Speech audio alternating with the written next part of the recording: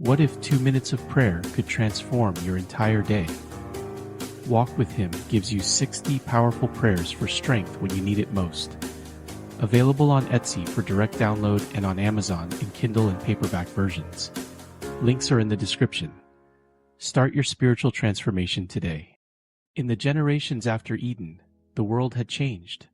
Humanity had spread across the earth, but with that growth came a troubling darkness. Genesis 6:5 tells us, "The Lord saw how great the wickedness of the human race had become on the earth, and that every inclination of the thoughts of the human heart was only evil all the time."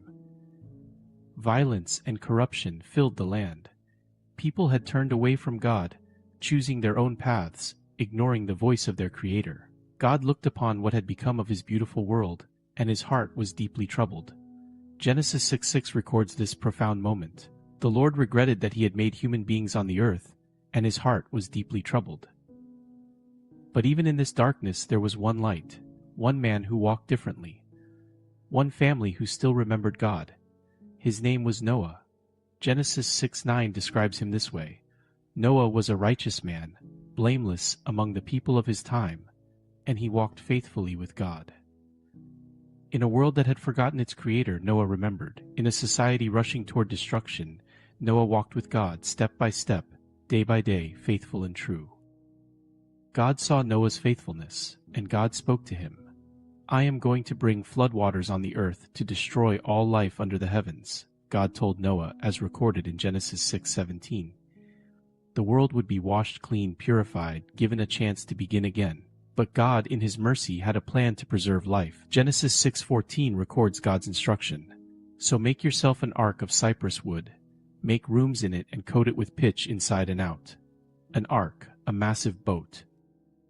Imagine Noah receiving these instructions: detailed measurements, specific materials, precise design.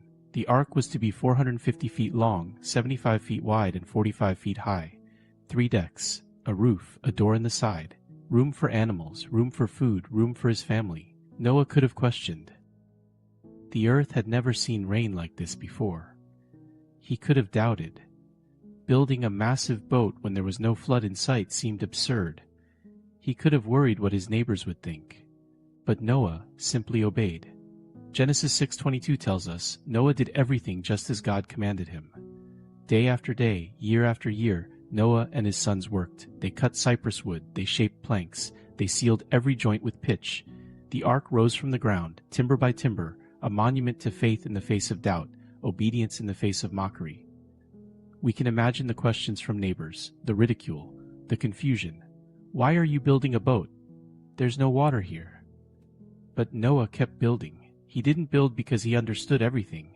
He built because he trusted the one who did. The work took decades.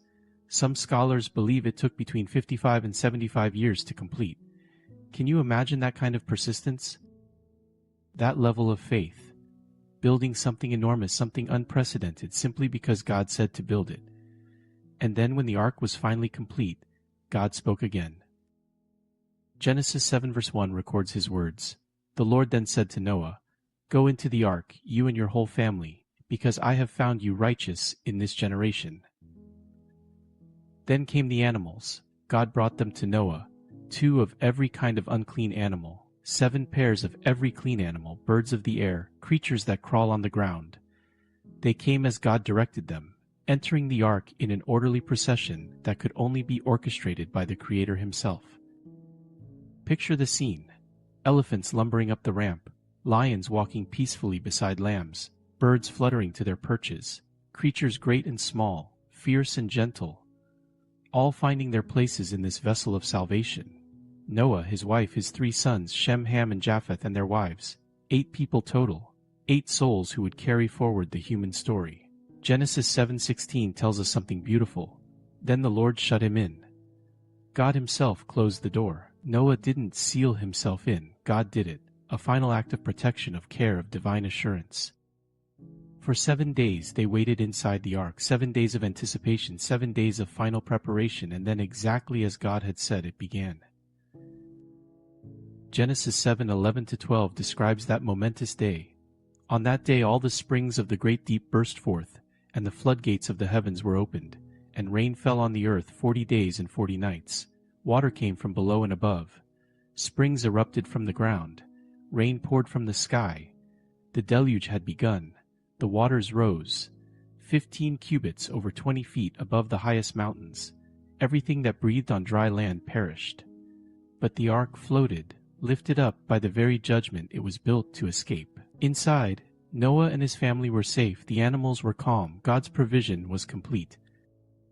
For 40 days and 40 nights the rain continued. Then the rain stopped, but the waters remained.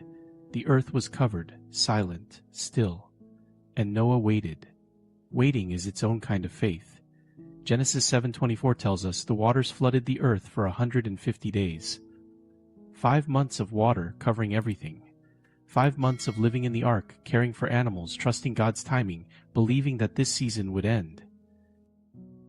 Then Genesis 8:1 gives us one of the most beautiful verses in this entire story. But God remembered Noah and all the wild animals and the livestock that were with him in the ark, and he sent a wind over the earth, and the waters receded. God remembered. He hadn't forgotten. He was aware of every day, every moment, every prayer whispered in that floating sanctuary, and in his perfect timing, God acted. The wind blew, the waters began to recede. The ark came to rest on the mountains of Ararat. Noah waited longer still. He sent out a raven which flew back and forth. Then he sent out a dove. The first time the dove found no place to land and returned. 7 days later Noah sent the dove out again. This time Genesis 8:11 records, when the dove returned to him in the evening, there in its beak was a freshly plucked olive leaf. Hope, new growth, life returning to the earth. The waters were receding. The world was being reborn. 7 more days and Noah sent the dove out once more. This time it didn't return. It had found a home. The earth was ready. Then God spoke to Noah again, Genesis 8:16-17. Come out of the ark, you and your wife and your sons and their wives.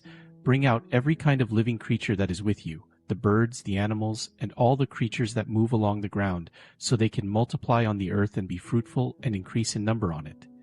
Imagine that moment, the door opening, fresh air, solid ground, the sight of a washed, clean earth, mountains glistening, valleys waiting to be filled with life again. Noah and his family stepped out, followed by the animals, released back into a world made new. The first thing Noah did was worship. Genesis 8:20 tells us, Then Noah built an altar to the Lord, and taking some of all the clean animals and clean birds, he sacrificed burnt offerings on it. Before anything else, before building a home or planting a field, Noah thanked God. He acknowledged the one who had saved them, who had remembered them, who had brought them through. And God responded with a promise. Genesis 8:20-22 records God's words, Never again will I curse the ground because of humans. As long as the earth endures, seed time and harvest, cold and heat, summer and winter, day and night will never cease. The rhythms of creation would continue, the seasons would remain faithful, the earth would endure. Then God made a covenant. Genesis 9:13 describes it. I have set my rainbow in the clouds, and it will be the sign of the covenant between me and the earth. Whenever the rain would fall and clouds would gather, a rainbow would appear, a reminder of God's promise, a sign of his faithfulness, a declaration that never again would floodwaters destroy all life. Every rainbow is a reminder. Every arc of color across the sky speaks of God's mercy, his remembrance, his covenant love. Noah's story is one of extraordinary faith and patient obedience. He built when it seemed foolish. He waited when it seemed endless. He trusted when he couldn't see the outcome, and God brought him through, just as he promised. This story reminds us that God sees the faithful. He remembers those who trust him.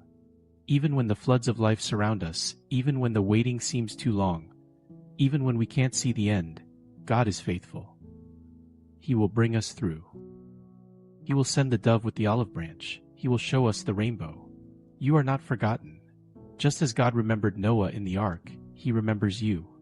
In whatever flood you're facing, whatever storm is raging, whatever long season of waiting you're enduring, God sees you. He knows. And in his perfect timing, he will bring you to dry ground.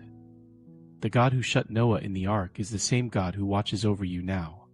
You are held. You are safe. You are remembered.